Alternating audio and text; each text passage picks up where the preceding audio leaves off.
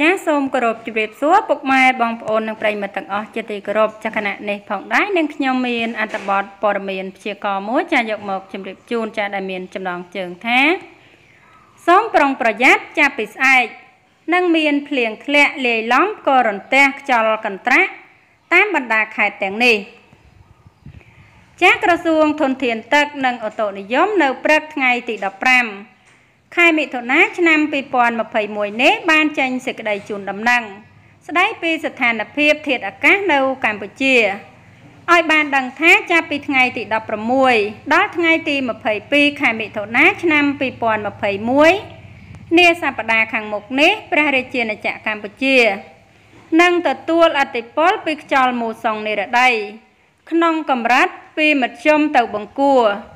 គួបផ្សំនឹងប្រព័ន្ធសម្ពាធទាបនៅភាគខាងលើ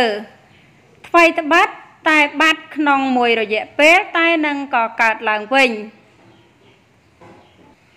ស្ថានភាពបែបនេះនឹងធ្វើឲ្យមួយបណ្ដាខេត្តនៅតំបន់វាលទំនាបកណ្ដាលសីតុណ្ហភាពអបបរមាមានពី23ដល់26អង្សាសេសីតុណ្ហភាពអតិបរមាមានពី33ដល់36អង្សាសេនឹងមានភ្លៀងធ្លាក់ក្នុងកម្រិតពីតិចទៅបង្គួរទន្ទឹមនឹងនោះបាតុភូតក៏រន្ទះខ្យល់កន្ត្រាក់ក៏កើតមានផងដែរពីបណ្ដាខេត្តជាប់ជួរភ្នំដងរែកនិងខ្ពង់រាបឦសានសីតុណ្ហភាពអបបរមាមានពី23ដល់26អង្សាសេសីតុណ្ហភាពអតិបរមាមានពី31ដល់34អង្សាសេនឹងមានភ្លៀងធ្លាក់ក្នុងកម្រិតពីមធ្យមទៅបង្គួរពិសេសនៅភាគឦសានភាគខាងជើងនៃជួរភ្នំដងរែក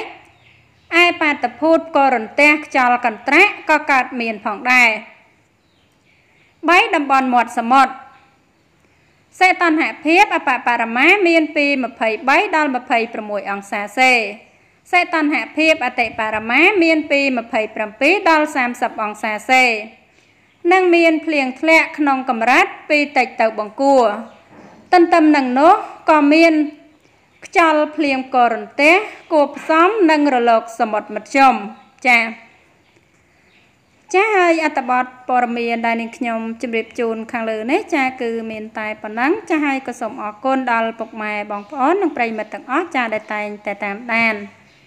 និងគាំទ្រនៅ Channel របស់នាងខ្ញុំជារៀងរហូតមកចាហើយសូមបងប្អូនកុំភ្លេចជួយចុច Subscribe និងរូបកណ្ដឹងម្នាក់មួយផងដើម្បីទទួលបានព័ត៌មានថ្មីៗជាបន្តទៀតចាសូមអរគុណសូមជម្រាបលា